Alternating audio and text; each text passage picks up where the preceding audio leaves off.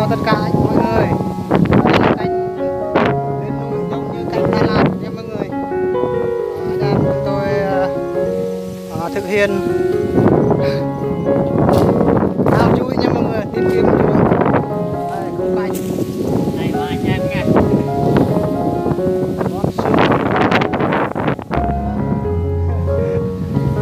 Đây nha mọi người.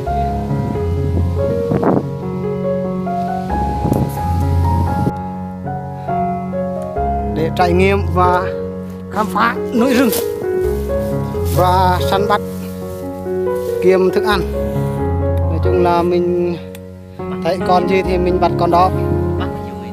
Đây là hai con đông ăn chui rồi. Từ vậy kì. Đây chui nha mọi người. Đây là công lao ngày hôm nay.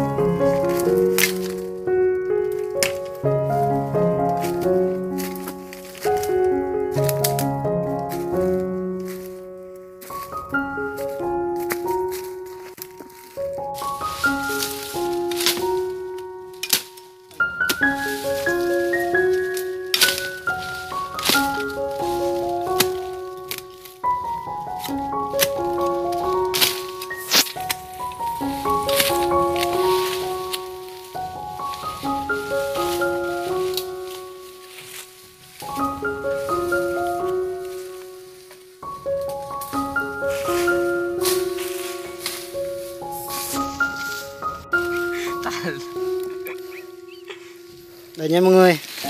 Như vậy là mình đã tóm được nó rồi nha. Sau... Đấy. Căn cả. Đâu này cả. Bao luôn.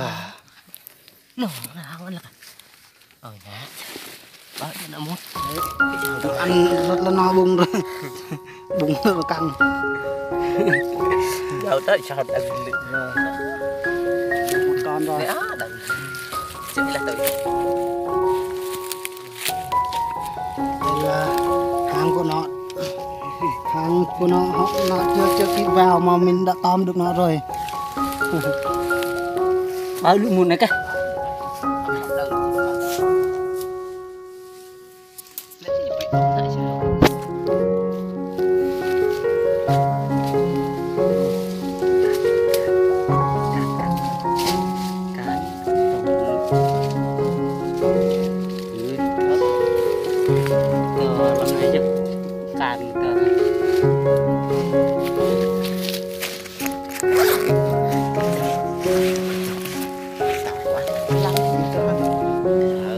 Tao do này cứ tự ăn chơi bò ăn thì bóc cái kiếm bóc cái ăn là cái nhát cao còn mình bóc không này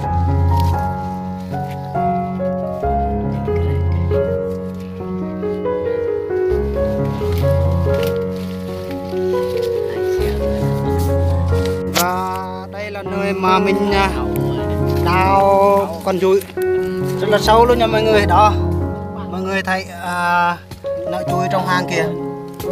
Ba anh em chúng tôi đã đào sâu tầm khoảng 2 mét và chiều dài thì hơn 5 mét. Đấy. hơn thế này. Đây là dụng cụ